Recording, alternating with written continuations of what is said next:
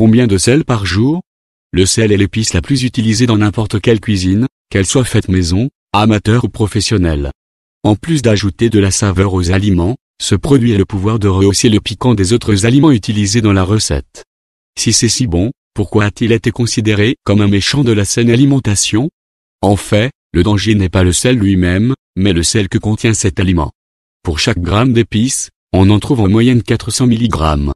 C'est l'apport excessif de sodium qui peut contribuer à l'augmentation de la pression artérielle.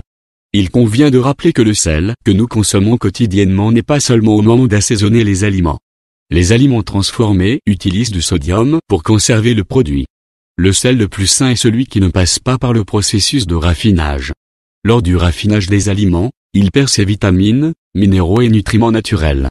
Pour rappel, il ne faut pas confondre sel et sodium, il faut savoir qu'un gramme de sodium est équivalent à 2,5 grammes de sel environ. Nous vous expliquons donc combien manger de sel par jour. Quelle est la quantité de sel par jour recommandée? Selon l'Organisation mondiale de la santé, OMS, une personne adulte devrait consommer moins de 5 grammes de sel ou 2 grammes de sodium par jour. Ce poids équivaut à moins d'une cuillère à café plate, ou de 5 de ces paquets de 1 gramme qui sont servis dans les restaurants. Mais après tout, le sodium est-il bon ou mauvais? Comme nous l'avons dit à plusieurs reprises, l'excès est le principal coupable pour transformer un aliment en un méchant. S'il est consommé de manière modérée, le sodium peut apporter plusieurs avantages à notre corps. Après tout, cet ingrédient est essentiel pour équilibrer la quantité d'eau dans notre corps. Le manque de sodium dans le corps peut déclencher des maux de tête, une déshydratation sévère, une faiblesse musculaire, des vomissements, de la diarrhée et même une arythmie cardiaque. Cependant, sa consommation excessive peut déclencher certaines maladies telles que la rétention d'eau excessive, l'ostéogénie et l'ostéoporose. Le sodium peut éliminer le calcium des os et des problèmes cardiovasculaires. Ceux qui souffrent de tension artérielle doivent faire particulièrement attention à la consommation de sel et de sodium. Comme la nourriture riche en sel retient le liquide, elle finit par augmenter la pression artérielle, ce qui peut surcharger le cœur et les vaisseaux. Trop de sodium peut également nuire à la santé des reins. Lorsqu'il y a une grande quantité de l'ingrédient dans le corps, le rein doit travailler avec une surcharge pour pouvoir l'expulser. Type de sel.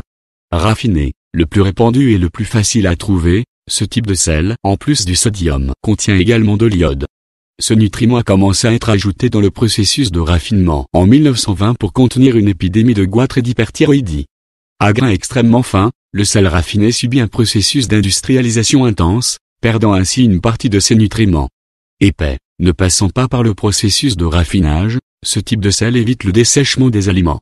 Largement utilisé dans les barbecues, le gros sel conserve tout le jus de la viande, la laissant très douce. Léger, a une teneur réduite en sel, soit 50% de chlorure de sodium et 50% de chlorure de potassium en moins. Les personnes hypertendues ou ayant un apport en sel restreint peuvent opter pour ce type de sel. Cependant, les personnes souffrant de problèmes rénaux ne devraient pas consommer de sel léger en raison de la quantité élevée de potassium. Marin, comme il est gratté manuellement à la surface des lacs d'évaporation, ce type de sel est peu traité. Il peut avoir différentes couleurs comme le blanc, le rose et le noir. Il peut aussi être épais, fin ou en flocons, sa forme change selon l'endroit où ils ont été retirés. De plus, le sel marin contient plus de 80 minéraux, mais il n'est pas décrit sur l'emballage en raison de la législation. Fleur de sel, contient environ 10% de sel en plus que le sel raffiné. Il a une saveur intense et croquante. Il est généralement utilisé dans la préparation finale des aliments. Himalaya, extrait de l'Himalaya, ce sel compte plus de 80 minéraux dans sa composition. Parmi eux se trouvent le calcium, le magnésium, le potassium, le cuivre et le fer. Comment remplacer le sel? Vous consommez trop de sel mais ne voulez pas manquer de bon assaisonnement? Alors, nous vous montrons quelques épices naturelles qui peuvent remplacer le sel et c'est bien fait. Ail, extrêmement diurétique, l'ail aide à éliminer la graisse du corps, ce qui empêche le corps de l'absorber complètement. De plus, il clarifie la voie dans le ronflement, élimine le mucus et le raclement de la gorge et est un excellent remède pour soigner la grippe. Oignon, cet assaisonnement, qui est une excellente association avec l'ail, évacue les sécrétions respiratoires, améliore les douleurs articulaires. En plus d'agir comme un antioxydant et anti-inflammatoire. Citron, connu comme un remède naturel contre le rhume et la grippe, ce fruit prévient également les infections des voies urinaires. Thym, cet assaisonnement aide à prévenir et à guérir les maladies respiratoires. Il agit également pour réduire le cholestérol et contient des antioxydants qui protègent contre le vieillissement cellulaire. Basilic, l'assaisonnement qui se marie parfaitement avec la sauce tomate, est un puissant antiviral. En plus d'aider à traiter les cataractes, le diabète et le cancer, le basilic accélère la cicatrisation de la peau et protège l'intestin.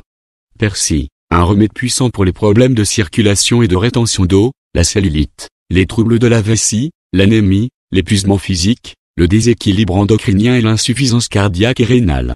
Ouf, de nombreux avantages, n'est-ce pas? Et ce n'est pas fini, cette épice apaise aussi les troubles digestifs et thyroïdiens. Origan, extrêmement antioxydant, antibactérien et anti-inflammatoire, cette épice combat le vieillissement, soulage les douleurs, est diurétique et expectorante. Réduire sa consommation de sel. Vous cherchez à réduire votre consommation de sel par jour et à miser sur des options plus saines? Remplacez le sel raffiné par du sel marin et commencez à tester de nouveaux assaisonnements dans vos recettes. Une vie saine et équilibrée commence par peu de changements dans la vie quotidienne.